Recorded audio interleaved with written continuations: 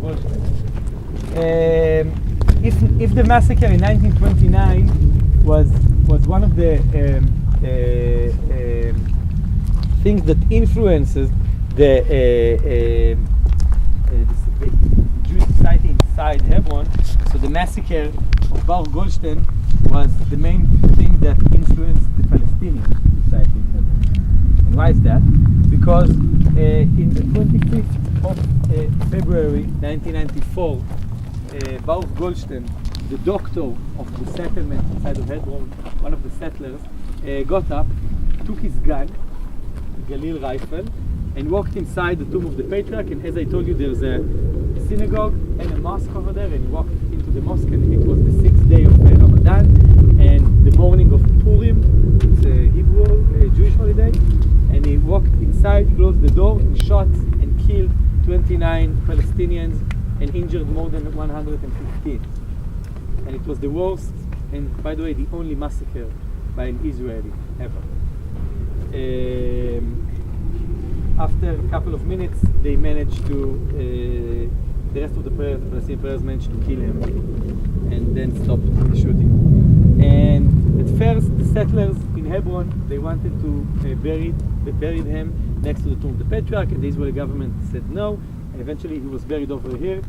I don't know if you know, but if you're a Jew, you have to be buried inside the cemetery. You can't be buried not in a cemetery, but because he's considered a saint, he's buried over here. And at the beginning, after they buried him, the settlers built, it looked like a shrine. You can only see a bit of concrete over here. It was a shrine above this.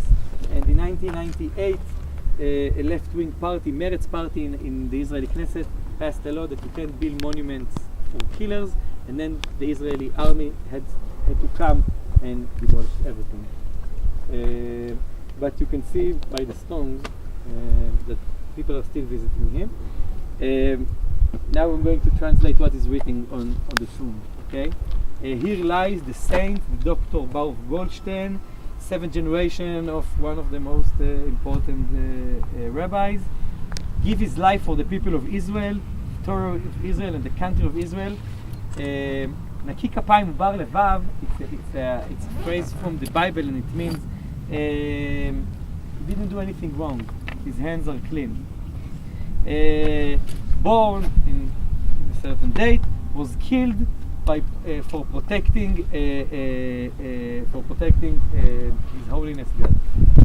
Okay, this is how the settlers see this man. Okay, we can't say it on all of the settlers all around the West Bank, but we can say it on the settlers of Hebron. Every year in Purim, it's actually 2.5 weeks from now, there is a big festival in Hebron to commemorate the Saint Baruch Goldstein. There are songs after him, kids wearing his t-shirts, everything, because he's their hero. Okay, and what he did on the morning of 25th of February 1994 changed Hebron for good. And why is that? Because if you look at our maps, so we can see the tomb of the patriarch, right? And there is the main street of Hebron, the Shuhada Street, that leads between the Israeli settlements and the tomb of the patriarch. Okay? And the IDF, after Goldstein massacre, by the way, after Goldstein massacre, there were riots all around the West Bank. Palestinians demonstrated, and the Israeli army killed 12 more protesters. And the army decided that to protect the Israeli settlers, we will close the entire Shuhada Street, because it's the street that leads between the settlements and the tomb of the patriarch. Okay?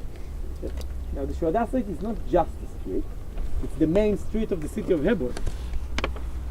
As I told you, the metropolis of Hebron, it's 500,000 Palestinians, and it's the capital of the southern part of the West Bank.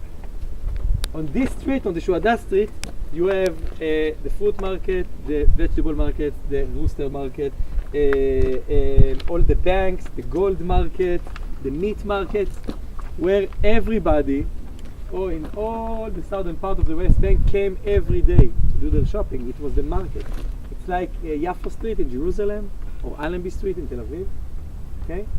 And the IDF closed it in 24 February 1994, and it closed still to this day. The main street of the second largest city in the West Bank.